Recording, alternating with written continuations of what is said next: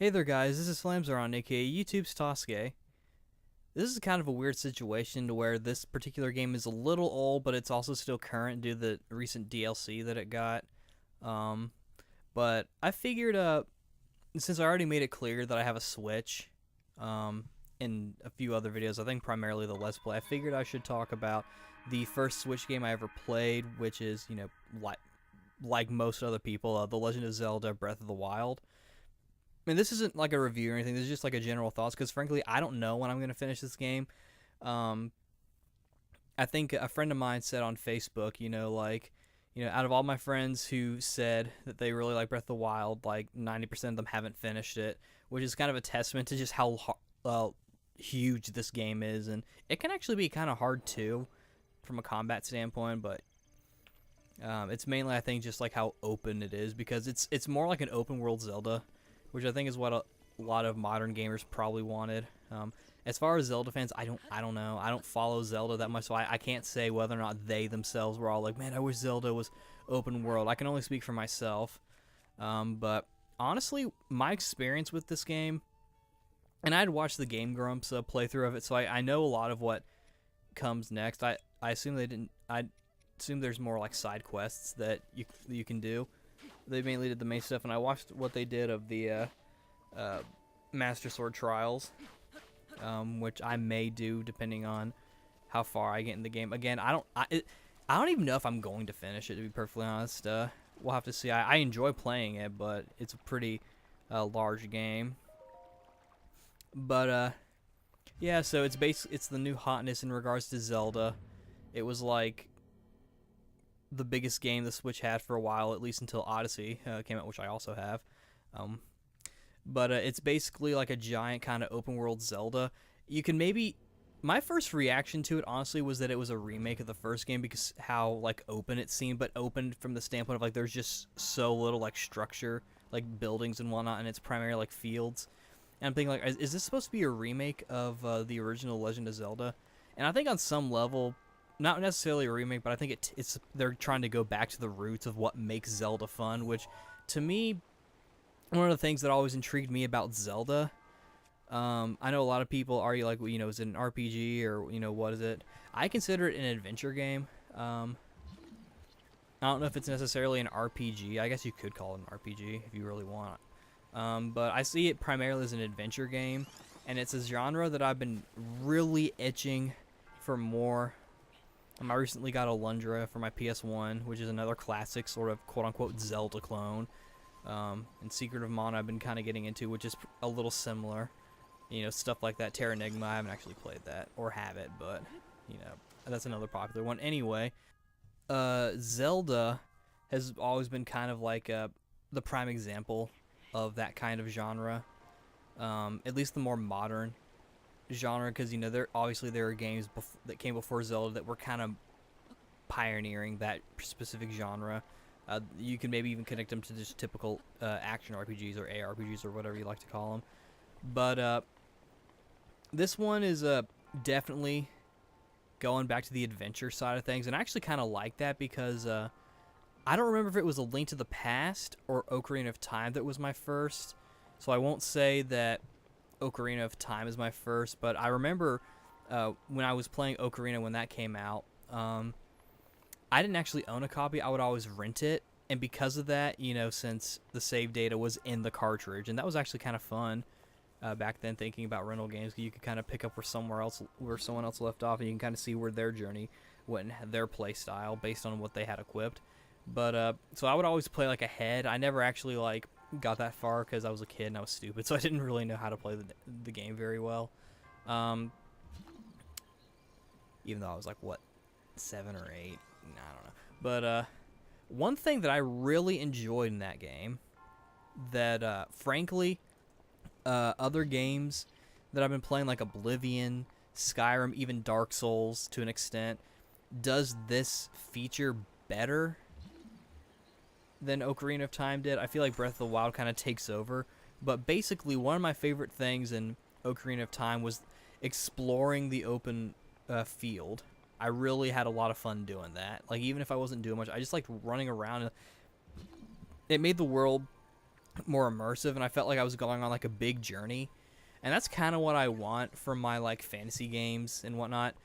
And another one of the reasons why I still kind of have a soft spot for Dark Souls 2, because I really felt like, you know, in these kind of games, I like feeling like I'm going like on a big quest. Like I'm going to search for the Holy Grail, or I'm going to go to this sacred land, or I'm going to go get this sacred weapon, or this, I just think it's cool, like this sense of like going on a big journey.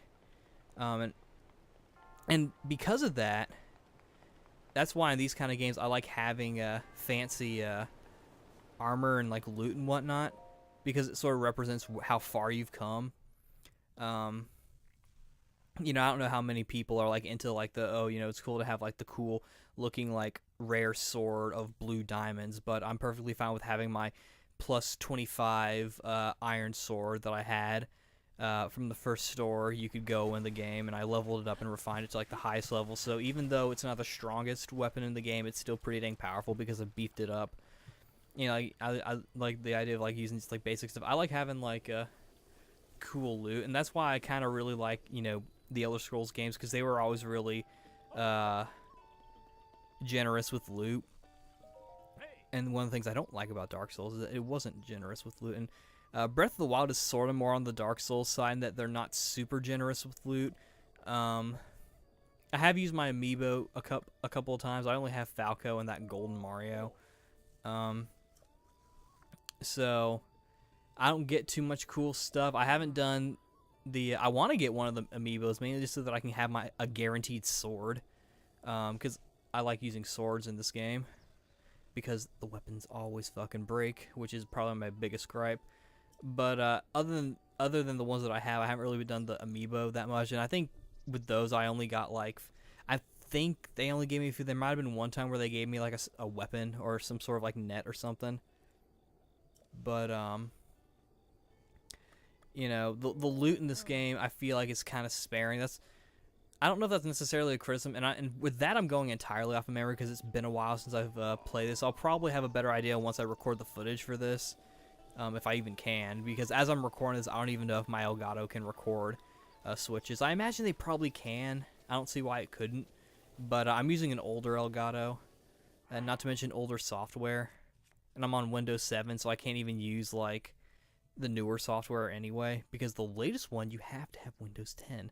But yeah, so it's really a lot of fun. Obviously one of the hugest things is that you can literally just go anywhere, and Link can just climb all over the place, and that's really cool. I like that you can kind of like really, make the terrain your own, and like kind of climb that way, and it makes it really fun to sort of like explore. And if you like to kind of get to like certain areas and then like fly down to get to places quicker, that's pretty cool, and you can do that. One thing, the world seems so big. I do kind of wish that fast travel was a little more was unlocked early on. I think it's actually DLC, the one that I'm thinking, where you can kind of set like your fast travel points wherever you want. I think you can get some as you do like major parts of the game, like after you go, I think it's like Gerudo or whatever. I think once you unlock that, you can maybe fast travel it. I don't remember, it's been a while. But the world is so large, and it's a little overwhelming. I feel like there's like a lot that I could do, and that's a bit of that can be a bit tough. In terms of the puzzles, I actually kind of like the way they're set up here with the shrines, because it makes them feel like they're not entirely necessary. Like, you can go straight to Ganon if you want to, and that's another thing that's kind of cool. You could literally go straight to Ganon and try and fight him. You'll probably die, but I think with I think with the final version of Ganon, I think they give you like the weapon that would kill him. So if you can survive that long and get there, you could probably do some decent damage, I think. And win, I don't know. And I think afterwards it's post game, but it's one of those things where like it takes, like, story wise, it takes place right before the final battle. Kind of like in I think in like certain Tales games where like it would put you right in front of the final boss room at like the final save point you can do. Like, I remember Vesperia did that.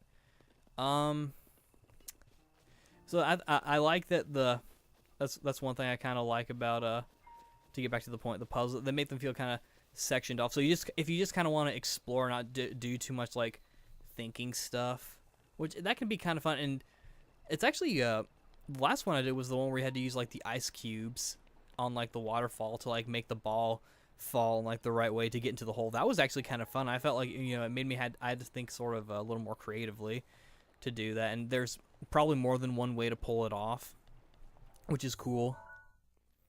Uh, Probably the hardest one so far is the one where you have to like tilt your Switch or the controller or the Joy-Cons or whatever, depending on what you're using. I mainly have been playing it with either the Pro Controller when I'm using it in the docked mode, which is what you'll be seeing in this footage, since obviously I can't plug my Elgato into the Switch directly. I have to use the TV mode. But also, I would use in handheld mode. Obviously, I always have the Joy-Cons attached to it. I could use the Pro Controller in handheld mode. I'm pretty sure I'd have to prop it up on like a desk or something if I wanted to do that though. And there's no like touch controls, so if you want to just play it with like your thumbs and pretend you're playing an iPhone game, you can't really do that. That would be kind of cool if they just want to like broaden their horizons. I haven't tried it with the GameCube controller because I know that as of this recording, they've released the update that allows you to plug in the Wii U GameCube controller adapter. I tried it with Pokken and Mario Odyssey, and they both work. I haven't tried it with Zelda yet, but yeah. So far the puzzles are kind of fun because they're necessary to give you the extra points and whatnot you need to get more hearts and whatnot, so you can use the Master Sword. I feel compelled to just like search out a lot of them. I feel like I'm kind of having a hard time finding them all. I probably need to use like a guide or something or a map. But I almost am getting a little sense of like Final Fantasy, like early Final Fantasy games and like old RPGs where it's like they don't really give you a lot of sense of direction. I kind of feel like Nintendo, they want the players to kind of wander a little bit, which that's kind of cool. I do like having a little bit of direction. Even in the early parts of the game when they don't even let you go outside like the main thing, because there's a part where you have to like jump down to go to like the mainland, but if like at first you're like in a higher level, they don't even, that's probably like the most direction they give you from what I remember. They do give you some direction as well, obviously, because you can follow like the main quest, but I also feel like there's like this nagging thing that like, oh, I should just wander and like, you know, find other stuff. That's not really a complaint, but it I guess it just kind of goes along with the feeling of this game being a little overwhelming. I love it, but it does feel a little overwhelming at times. Probably my biggest complaints though is the weapons break way too damn quickly, and there's no way to repair them. So once you've broken your weapon, it's gone. You get all kinds of different weapons. You can even use skeleton arms for weapons, which I've done before. But it can be kind of annoying. Like if you want to use like a certain kind of weapon style, especially considering Link is the most customizable he's ever been in the Zelda series. Like you can't like change his face or anything, but you can like give him different clothes. You can give him different weapons and like shields and whatnot. And I'm thinking like if you're gonna do that, you know, why not just let the player kind of, you know, it's fine to like let them kind of play around with the different fighting styles, which I think is sort of what they wanted you to do. They didn't want you to just rely on like one fighting style, and I get that. But at the same time, I'm like, I just want to use sword and shield. That's what I like. Link uses swords and shields. That's his thing. That's like his primary thing. That's always been his thing. You tell me he's gonna like not do that. But that's probably like my biggest complaint. I really wish there was a way to like either repair stuff or they didn't break as fast, because it seems like just killing one or two enemies will like break your weapon depending. Like I noticed a lot of my swords would break that way. Like usually after just like one big battle against a group of the moblins, of like the small moblins, that would usually do a lot of damage, and that's kind of annoying. But you know, it is what it is. From what I understand with the Master Sword, without the DLC, it runs out of charges and you have to let it recharge. With the DLC, after you do the Master Sword trials, after you complete them, it no longer needs to recharge. You can just use it for the rest of the game, and that's the reason why I'm tempted to like get it and try and play through it, because I would love to just use the Master Sword. Like, I don't care. I just want to use a fucking sword. You know, once I get the Master Sword and the Hyrulean Shield, that's probably going to be all I use. Unless they make weapons that are better. Like, I know they just released the Xenoblade Chronicles 2 DLC where you can dress up Link as the main character from that game whenever it comes out. That kid with, like, the blue sort of armor. And I think you can get his sword, too. I don't remember, but that's kind of cool. Yeah, that's really my only major complaint. Besides, I'd say probably my two biggest complaints. Besides, the combat's a little, I mean, combat's alright. I feel like once you figure it out, it's not that bad, but it does feel a little, eh. I say probably my two biggest complaints are that the game feels a little overwhelming at times, and also the weapons break too easily, but other than that, I feel like this might be my favorite Zelda, which, you know, I didn't really have one. I liked Ocarina with the, like, it was never my favorite, but I did like how, you could, like, run around that open field, and stuff, and A Link to the Past was probably my favorite at the time, and that was mainly just because of, like, that first city, and that's sort of similar to the free roaming thing. I like the idea of, like, going, like, on this big journey, like, this big medieval journey. I feel like Breath of the Wild, like, generally is giving me everything I want in a Zelda game. So hopefully in the next one they'll just kind of perfect everything, and after that I really will have just like my perfect Zelda game. Which that would be pretty cool. I mean, depending on what they do with it, because I imagine that's probably going to be later in the Switch's lifespan, maybe even near the end, and it would be like one of the final games for the Switch. But you know, who knows? But I've been enjoying it though. I really like it. It's not obviously the first Switch game I finished. That's actually Pokken Tournament, but I wanted to record this one first. You know, mainly just to kind of test the waters with recording my Switch, to see if, like, for reviews, am I gonna have to use the screenshots, or am I gonna actually be able to record footage? But we shall see. But yeah, it's a pretty good game, and if you have a Switch, definitely get it. If you have a Wii U, you can get it as well. And from what I understand, the differences are marginal. I think it's mainly just like a performance thing, but again, it's like super marginal. I think there's going to be a slight graphic difference anyway, but it's up to you. I know my friend Lady Sheena, she has the game on the Wii U, so from what I can tell, it seems to work well. But it's a pretty good game. I don't know if I'm going to ever give it a full review, and if I do, I might just do it on the blog, because I feel like, I don't know, I don't like to do too much repeated content. I know I Let's Played Days twice. I've talked about Dark Souls 1, and I'm now doing a full Let's Play. I've done several videos on Clock Tower 1, with a potential Let's Play, or not even potential, like I'm planning on doing a Let's Play of that at some point, but, you know, who knows, if you want me to do a full review after a video review after I finish this game, whenever that is, you know, let me know. Otherwise, I might either just, like, not, just kind of let it go, and do, like, an extended thoughts, or do, like, a review on my blog, I don't know, but, that would maybe just retcon this entire video, but, yeah. It's a pretty good game, and I would recommend it if you like Zelda, or if you just like adventure games. But, yeah. This is Slamzar, aka Tasuke, signing out. See you later.